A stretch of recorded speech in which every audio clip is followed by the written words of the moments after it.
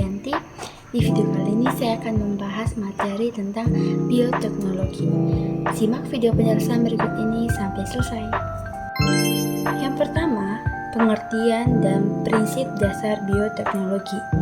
Bioteknologi berasal dari kata bio yang artinya hidup dan teknos, teknologi, yang berarti ilmu yang menerapkan prinsip-prinsip biologi.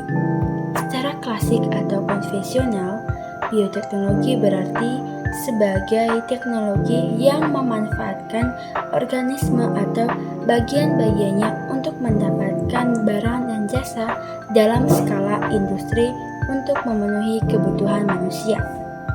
Yang kedua, jenis-jenis bioteknologi. Menurut perkembangannya, bioteknologi bisa dibagi menjadi dua, yaitu bioteknologi konvensional dan bioteknologi modern. Bioteknologi konvensional atau sederhana adalah bioteknologi yang memanfaatkan organisme secara langsung untuk menghasilkan produk, barang, dan jasa yang bermanfaat bagi manusia. Bioteknologi ini hanya menggunakan peralatan sederhana, misalnya membuat tempe dengan teknik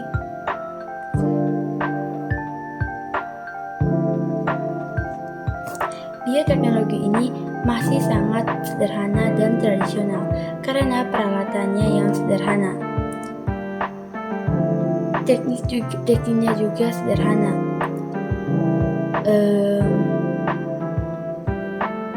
Pada bioteknologi konvensional menggunakan mikroorganisme, proses biokimia, dan proses genetik alami. Yang berikut kelebihan dan kekurangan bioteknologi konvensional. Kelebihannya yang pertama, biaya produksi murah, teknologi menggunakan peralatan sederhana, dan yang terakhir, pengaruh jangka panjang sudah diketahui. Kelemahan yang pertama, perbaikan genetik tidak terarah.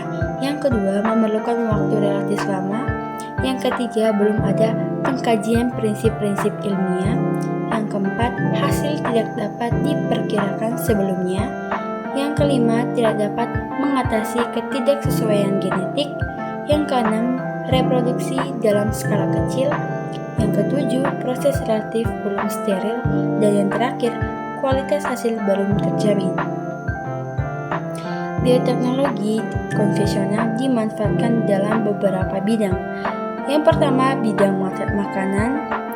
Dalam bidang makanan, proses yang dibantu mikroorganisme, misalnya dengan fermentasi. Hasilnya antara lain yogurt, keju, tempe, roti, kecap, cuka, dan sebagainya.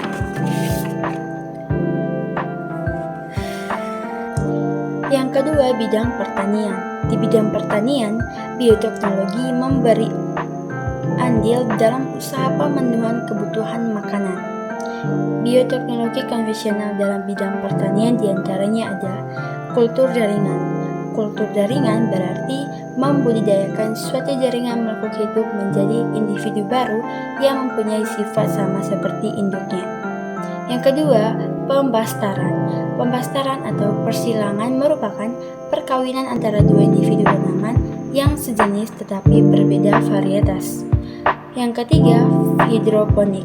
Hidroponik adalah teknik bercocok tanam tanpa menggunakan tanah sebagai media tanamnya. Termasuk juga bercocok tanam di dalam pot atau wadah lainnya yang menggunakan air atau bahan yang bersifat porus seperti pecahan genting, pasir kali, batu, kerikil, spons, sabut kelapa, arang kayu, dan sebagainya. Yang ketiga, bidang industri. Di bidang industri misalnya teknik bioremediasi, yaitu suatu proses pengelolaan limbah yang mengandung zat-zat yang berbahaya atau logam berat menjadi limbah yang kurang berbahaya. Bioremediasi melibatkan mikroba tertentu, diantaranya Xanthomonas campestris dan Pseudomonas foetida. Caranya dengan melepaskan langsung bakteri tersebut ke limbah pabrik yang tercemar. Yang keempat, bidang pengobatan. Di bidang pengobatan misalnya antibiotik, penisilin yang digunakan untuk pengobatan, diisolasi dari bakteri dan jamur, dan vaksin yang merupakan mikroorganisme yang toksiknya telah dimatikan bermanfaat untuk meningkatkan imunitas. Yang kelima, bidang peternakan. Di bidang peternakan, misalnya pada domba ankon yang merupakan domba berkaki pendek dan bengkok, sebagai hasil mutasi alami, dan sapi Jersey yang diseleksi oleh manusia agar menghasilkan susu dengan kandungan krim lebih banyak. Yang kedua, bioteknologi modern. Kelebihan dari bioteknologi modern, yang pertama, hasil dapat diperhitungkan. Yang kedua, dapat mengatasi kendala ketidaksesuaian genetik. Yang ketiga, perbaikan genetik dapat dilakukan secara terarah. Yang keempat, menghasilkan individu yang memiliki sifat baru atau tidak sama dengan sifat alaminya. Yang kedua, kelemahan dari bioteknologi modern. Yang pertama, biaya produksi relatif mahal. Yang kedua, menjadikan jenis tanaman monokultur. Yang ketiga, menyebabkan degradasi gen jenis lokal. Yang terakhir, yang keempat, memerlukan teknologi canggih. Dan yang terakhir, pengaruh jangka panjang belum diketahui. Manipulasi materi genetik dilakukan dengan cara menambah atau menghilangkan gen tertentu.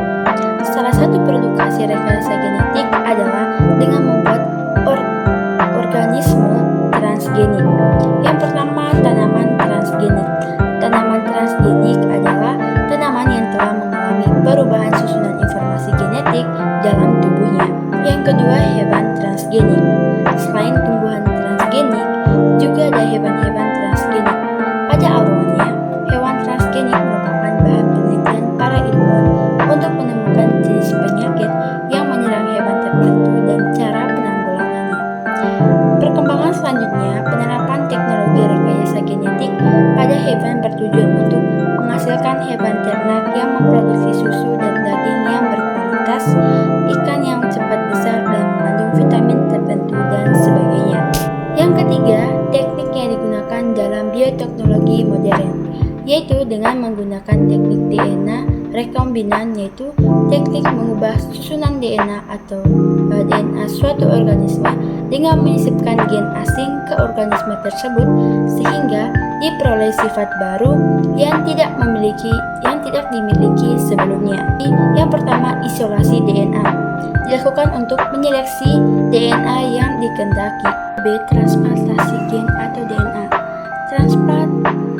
Transplantasi gen dilakukan dengan cara menyambung gen yang telah diisolasi ke DNA plasmid vektor menggunakan enzim ligase. Enzim ligase mampu menyambung ujung-ujung nukleotida, dan hasil penyambungan ini disebut DNA rekombinan yang mengandung DNA asli vektor dan DNA asing yang diinginkan. Jadi sekian saja video penjelasan materi bioteknologi dari saya.